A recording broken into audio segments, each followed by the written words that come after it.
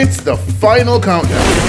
After over 165 entries, 54 persons successfully completed the KOOL Unplug Day Challenge. Now it's time to draw the top 3 winners. Here's how we chose the finalists. We called all entrants at various times of the day between March 3rd and March 4th.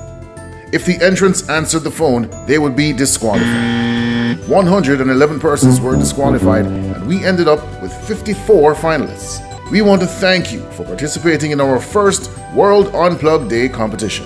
We're drawing the winners using the spin wheel method. All winners will receive a gift certificate from Gift Me eCards. One gift, endless possibilities. Now let's spin for the first winner. And our first winner is Shalina Reynolds. Congratulations, Shalina. You've won a gift voucher from Gift Me eCards. It's time for the second winner. Let's spin the wheel.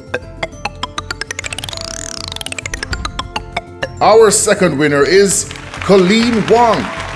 Colleen, you are the lucky winner of a gift voucher from Gift Me eCards. It's time for the third winner. Let's spin the wheel. Our third winner is Nick Williams.